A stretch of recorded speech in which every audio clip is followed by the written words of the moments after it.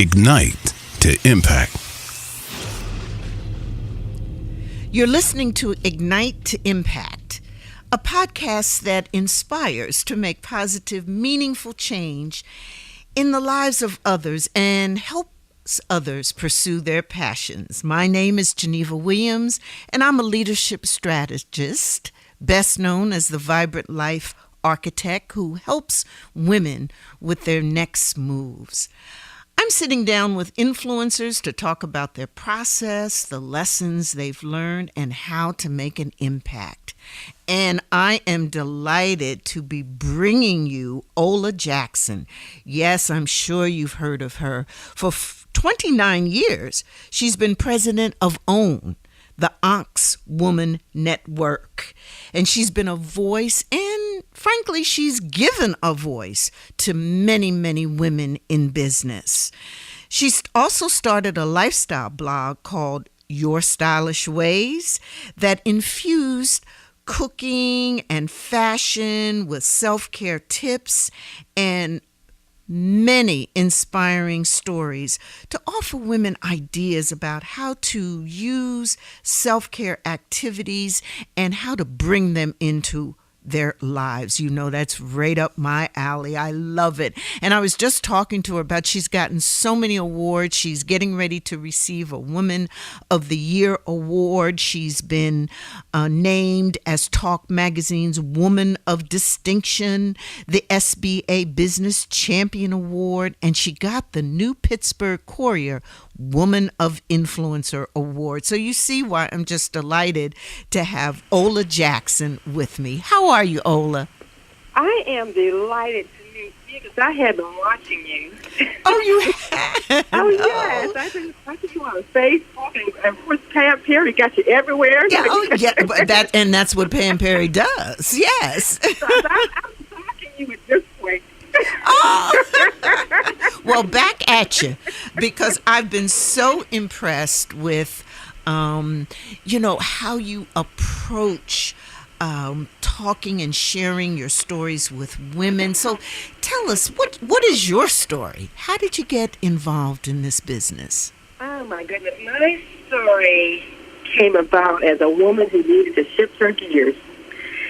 A long time ago, when I had married my husband after we dated for 7 years, and we said, oh, well, it'll be happily ever after. Now I had my college degree out the way, and my son came a little earlier than I had anticipated. We called him Oops for about 2 years because he wasn't planned. So a little after that, we discovered that he was what they called back then developmentally delayed. Uh-huh. And a couple years later, because the things were different back then, this was in the 80s, they labeled him as autistic. Mm-hmm. And so around that time, we had decided that one of us had to be accessible to him to help with the appointments and just to help him to develop. And as a mom, I just wanted to make sure the first face he saw when he got home just happened to belong to me. Yes. And so the only way to do that was to start a business. Mm-hmm. I had gone to school for marketing and fashion merchandising, and I was volunteering as a public relations person. Everything from groundbreakings, ribbon cutting, business events. And so I decided to turn that into a business. During one session where I was using my fashion merchandising skills to help young women go to welfare to work, and this was at a time where they were implementing welfare reform, yes. but I don't think these women were knowing what was really coming at them. Mm-hmm, and so they had to get off of work. They were going to have to. And so during a class, I realized they were paying me no attention. And so I had this idea. I said, what would happen if I put it in writing, then they can take it home? Mm-hmm. And so it took me a year to think about it and finally do it, because the fire was burning. And I said, the only way to put that fire out is to try, even if I failed, because I had no background in writing. Even though I was a marketing person, I had no skills of putting together a publication. Mm-hmm. But I put together this 8-page black and white free newsletters that addressed their issues, and it was a blast. And I always say that because I want people to know that just because the first one did not work. And you just keep, it evolves, and you keep on doing it. And so long story short, it got to the point where it was a full-blown magazine, had National on the cover, and was sitting right next to Essence magazine in the stores. And so that's how it actually got started. Then we had workshops that failed. And eventually they, too, grew to where we sold out. So we went from a workshop to a conference, and we stayed focused. We stayed on business issues for Black women, and then we expanded to entrepreneur issues, and then we went into financial issues, and then it just evolved as we have evolved.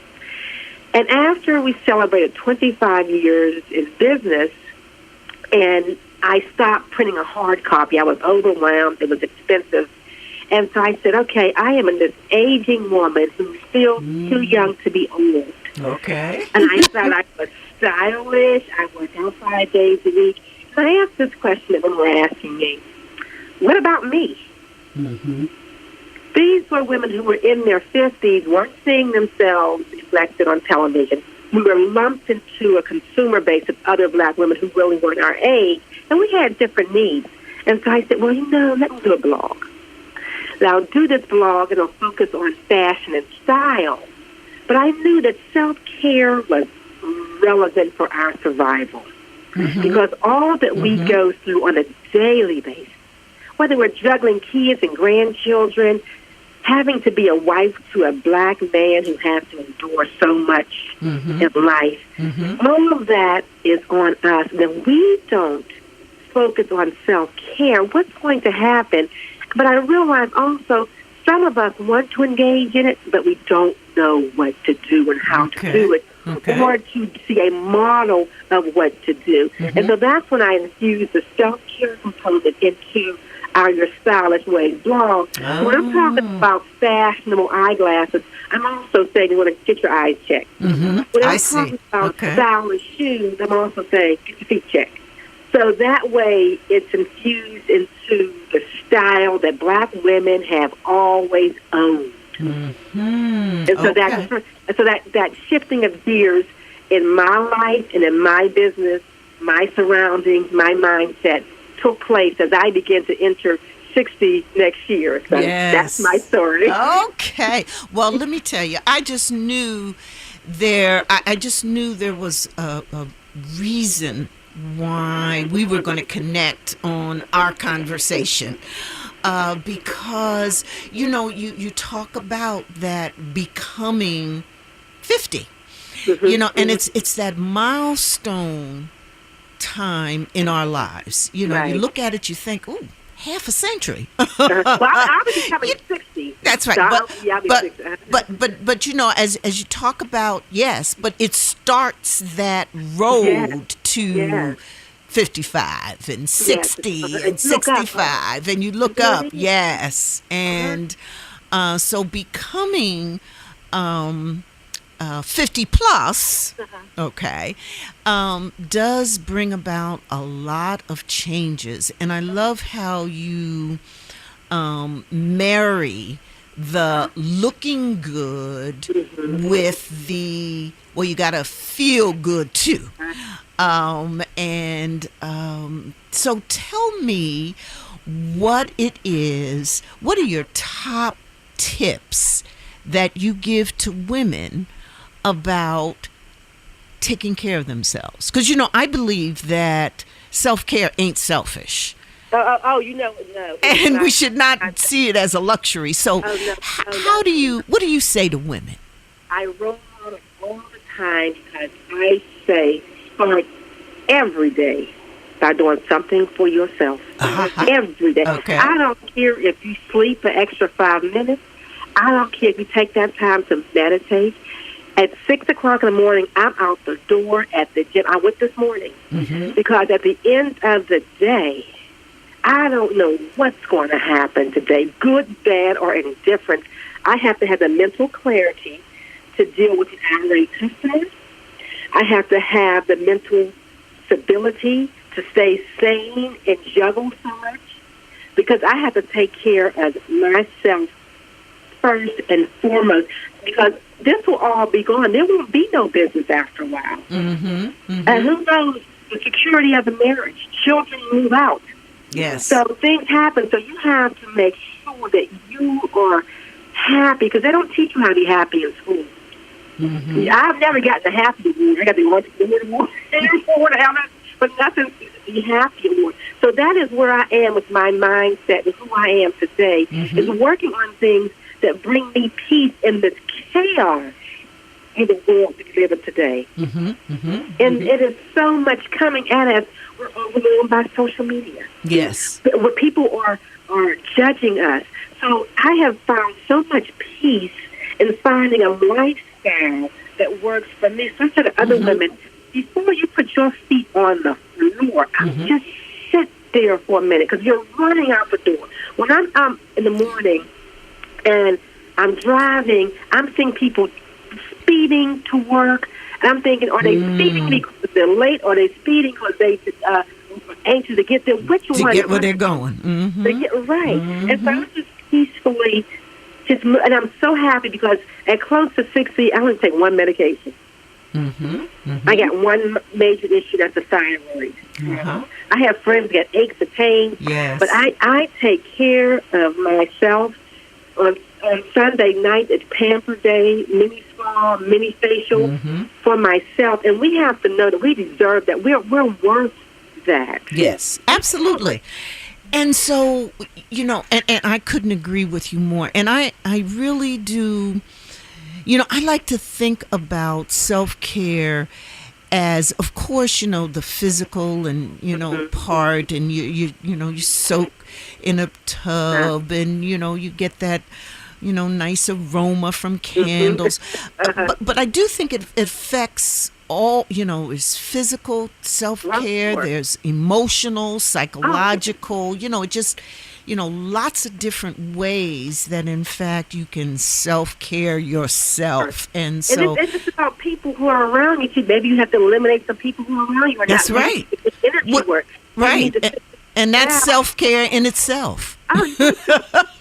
Yes. And something I was guilty of, not keeping my doctor's appointments. I would have to call the hospital and say, can you send me another prescription? It expired. Right. They're like, yeah, for a mammogram? Yes. Yeah, I call it getting rid of life force drainers. Oh, my goodness. People who kind of drain the life force out of you, And so that's all part of your self-care. So, Ola, tell me, so now for years, you've been talking with women. You hear their pains. You hear their issues. You've got that ear. And then you write about it. You've been writing about it. So what are women telling you today? Those women who are 50 plus, what are they telling you are their top 3 pain points? One that is so common is fear. Did you say fear? Oh, fear. Okay. They're fearful because they have not prepared for retirement. Some are fearful about being alone. And they're wondering who's going to take care of them if they get sick. So that's the very top one, is us addressing that fear. And within that, another associate with it, they're overwhelmed. Okay. They have responsibilities at an age where they thought that once they turned 50, they were supposed to chill a little bit, and that's not happening. Many women have said, oh, my God, retirement, I don't have it. I'm overwhelmed. I'm watching my kids, and it's just too much. And another one is, of course, the health issue. They have health concerns. And when you think about all these issues, imagine had they addressed those a long time ago, when all of us thought we'd be young forever. Yes. Thought we'd be young forever. But, it's really interesting, Ola, because this conversation, a lot of people have been talking about it to me since, I turned 70. But, when I thought about it, every day from the day that you're born, you're aging. You really are. I mean, every day, every month, every year, you're getting older. And so it really does, for me, it does give perspective about that, what you were talking about, being prepared. Right. Constantly asking ourselves, well, what's next? Right. What's our next move? And how do I prepare myself? Are you finding that in your conversations with women around this preparedness issue? Oh, sure, because them not being able to make the shift. One of the hardest things that anybody can do, because they don't want to do it, is to let go. Okay. Because that comfort zone becomes a danger zone. It's that place, well, I've always been comfortable here. Well, that's not working. We are aging, but we also have to evolve. And you have to nurture the process. It's like planting a pretty flower. You have to nurture the growth of that flower. And so letting go of old thoughts, old mindsets, old people, old ways of doing things is a struggle for so many people whose comfort zone, again, have become that danger zone, just not wanting to move. But they have to. And that's why we try to show examples. People say, oh, I can't do that. I can't afford to travel. We do something on traveling solo. We did something recently that we posted. Get out there and travel by yourself. I have women who say, well, my husband, he would do nothing. I know some women. I know some women very close to me. Out here partying, going to the concert. I'm thinking, what happened? Well, they just figured it out. Look, I'm in my 60s. I'm tired of waiting for this person to get up and schedule that cruise. Because the reality is we think of our mortality, too. And it's a scary thing. Yes. That is, Ola, I'm telling you, that is so when, so my husband passed 2-3 years ago. And, I was just so, of course, used to doing things with a partner and together and going. So it took me a while to get to the point where I could go out, on my own and do things, on my own. But now, let me tell you, I have my favorite restaurants and when I go to a restaurant now, I go sit at the bar. I go sit at the bar because I can find more people to talk to, even if it's just the bartender. So I go to the bar, and I'm traveling now by myself. I just get up and I go. And it's, I'm discovering more about me. I'm I'm rediscovering myself. It's not that I wasn't me, but I'm rediscovering some good parts. Do the women you talk about have those same kinds of experiences? Yes, I do. And I want to say something about traveling. I spoke to another person who wrote the story. She's in her 40s. She did her 40th birthday after getting out of a relationship. She wanted to travel more. And her thing was, just go out there and do it. But I said, ladies, no, it's also be cautious.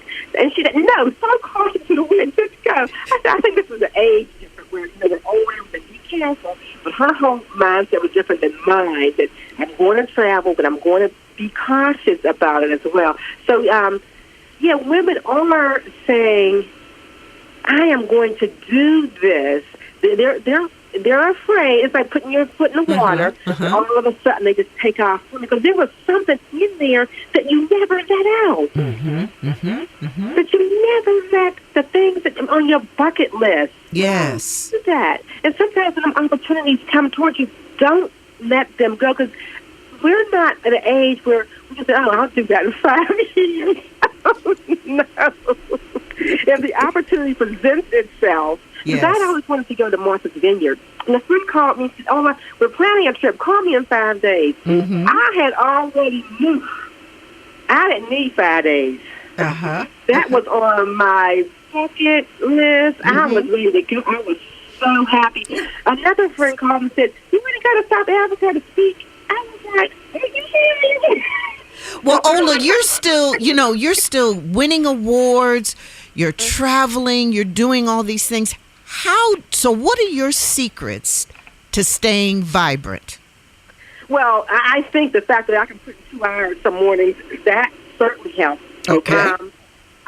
I watch my diet and I clear my mind a lot. I mean, I'm the person who gets up in the morning and focuses and just sits there before I go to bed.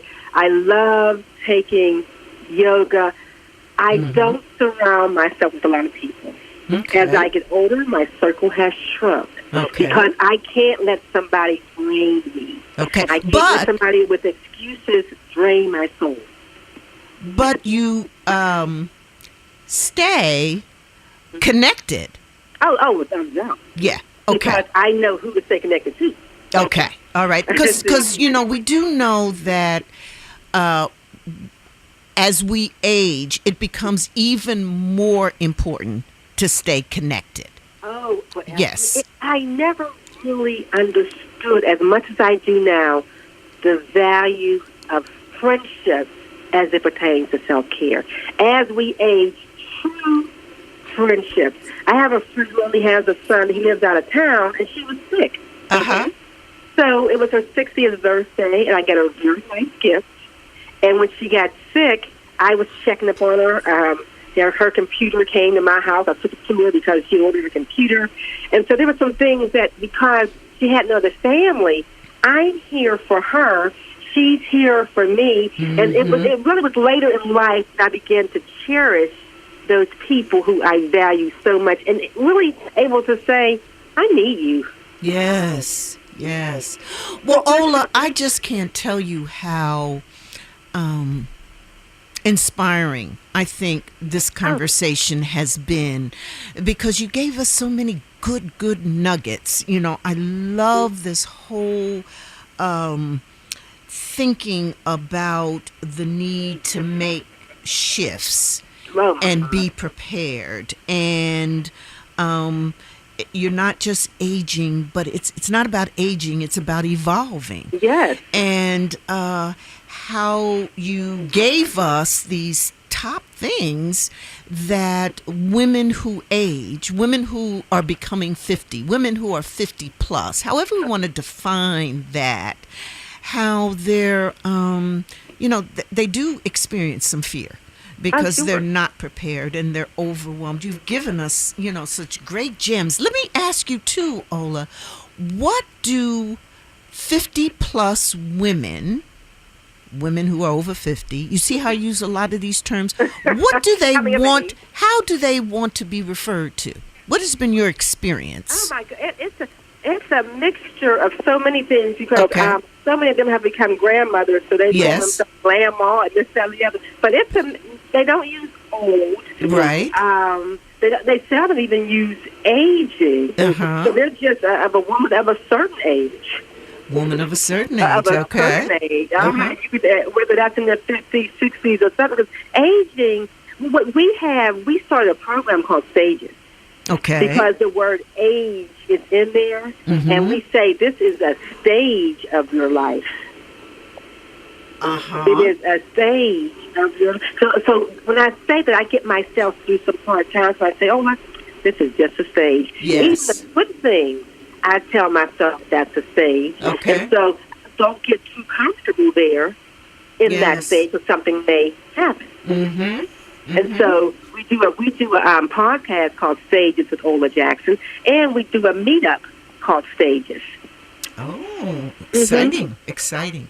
Well, Ola Jackson, you have been a fountain of information. I love it, I love it, I love it. And you certainly are one of those vibrant women, and which I love even more.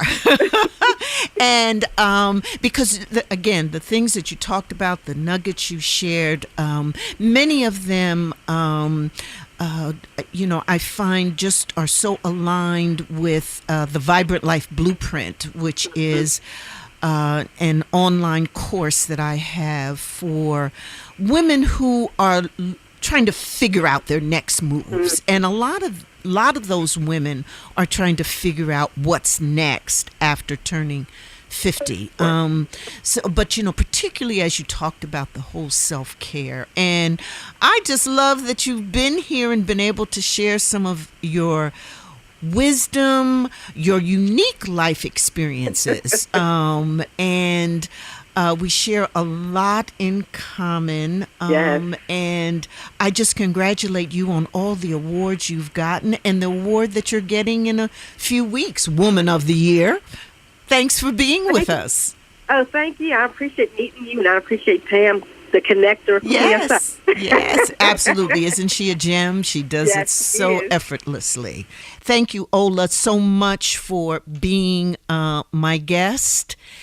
And for all of you who have tuned in to this wonderful conversation with Ola Jackson, president of OWN, I want to invite you to listen to her podcast and to over 100 other awesome conversations when you go to Ignite to Impact.